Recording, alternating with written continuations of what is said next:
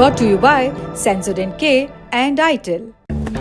बस पैक नहीं है। SLS पैराफिन और दूध का करंट भी कौन? तो लाइफ का करंट ऑन? कुछ भी। तो ट्राई करके देख ले। सेंसोडेंट के टूथपेस्ट फॉर सेंसिटिव टीथ। पहली सुर्खी सीरिया से जुड़ी हुई है। यूरोपियन यूनियन के सदस्य देश सीरिया पर लगे सैंक्शंस पर पाबंदियों पर चर्चा करने के लिए मिलने वाले हैं। बशर अल असद के कार्यकाल में सीरियन सिविल वॉर के शुरू होने के बाद से ही अमेरिका ने सीरिया पर कई तरह के आर्थिक प्रतिबंध लगाए थे। सीरिया की नई सरकार अमेरिका और पश्चिमी देशों से ये प्रतिबंध हटाने की मांग कर रहे हैं ताकि सीरिया के आर्थिक हालात सुधर सकें। इस बीच 12 जनवरी को सऊदी अरब में मिडिल ईस्ट इलाके को लेकर EU की एक मीटिंग हुई, यूरोपियन यूनियन की। सीरिया में बशर अल असद की सरकार गिरने के बाद ये मिडिल ईस्ट पर यूरोपियन यूनियन की पहली मीटिंग थी।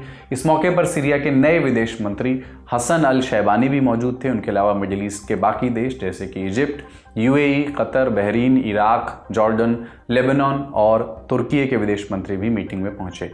यूरोपियन यूनियन के फॉरेन पॉलिसी चीफ कजास कलास ने कहा कि EU सीरिया में एक समावेशी सरकार देखना चाहता है जिसमें कट्टरपंथ की कोई निशानियां न दिखें और जो महिलाओं और अन्य समूहों के हक का ख्याल रखे।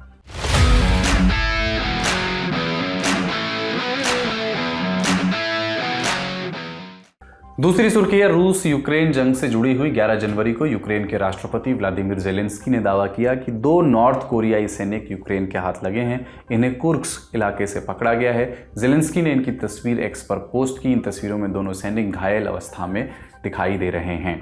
ज़ेलेंस्की ने अब इस मामले में नॉर्थ कोरिया के supreme leader Kim Jong Un को एक ऑफर दिया है। कहा है कि यूक्रेन इन दोनों सैनिकों को वापस लौटा देगा अगर किम इसके बदले रूस में कैद यूक्रेनी सैनिकों की वापसी का इंतजाम करें।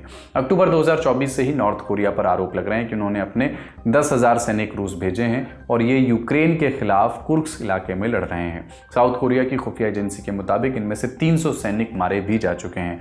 कुर्स्क रूस के पश्चिम में बसा प्रांत है। यूक्रेन की सेना अगस्त 2024 से वहां ऑपरेशन चला रही है। रूस उनको अभी तक वहां से निकाल नहीं पाया है। तीसरी सुर्खी है डोनाल्ड ट्रंप के शपथ ग्रहण समारोह से जुड़ी हुई। भारत की ओर से विदेश मंत्री S जयशंकर इस समारोह में हिस्सा लेने जा रहे हैं। भारतीय विदेश मंत्रालय ने बयान जारी करके इसकी जानकारी दी और लिखा कि डोनाल्ड ट्रंप की इनॉग्रल कमेटी के निमंत्रण पर विदेश मंत्री वहां जाएंगे। इस दौरान वो आने वाली ट्रंप सरकार के रिप्रेजेंटेटिव्स से भी मिलेंगे। S जयशंकर दिसंबर 2024 में भी अमेरिका के दौरे पर गए थे। तब बाइडेन सरकार के अधिकारियों के अलावा उनकी मुलाकात आगामी अमेरिकी NSA यानी national security adviser Mike Waltz से भी हुई थी। आपको बता दें कि इस समारोह में प्रधानमंत्री नरेंद्र मोदी को आमंत्रित किए जाने की अटकलें भी लगाई जा रही थी, लेकिन द हिंदू अखबार ने सूत्रों के हवाले से दावा किया कि निमंत्रण में स्पष्ट तौर पर विदेश मंत्री का नाम था। चौथी सुर्खी रूस से जुड़ी है। 10 जनवरी को अमेरिकी वित्त मंत्रालय ने रूस के तेल उद्योग पर कड़े प्रतिबंध लगाए थे। इसमें तेल के 180 जहाज और 2 बड़ी ऑयल कंपनियों के नाम शामिल थे। अमेरिकी वित्त मंत्रालय ने इस बदलाव के लिए 12 मार्च तक का समय दिया है। इन प्रतिबंधों का मकसद था जंग के लिए बचे रूसी फंड को कमजोर करना। रूस तेल एक्सपोर्ट करके ही अपनी इकोनॉमी और जंग को फंड कर रहा है। न्यूज एजेंसी रॉयटर्स की रिपोर्ट के मुताबिक इन प्रतिबंधों के बाद रूस का भारत और चीन के साथ तेल का व्यापार भी प्रभावित हो सकता है। रूसी तेल तक पहुंचना होने पर चीन और भारत को मिडिल ईस्ट, अफ्रीका और अमेरिका से कच्चा तेल खरीदना पड़ सकता है। इससे तेल की कीमत और शिपिंग लागत भी बढ़ सकती है।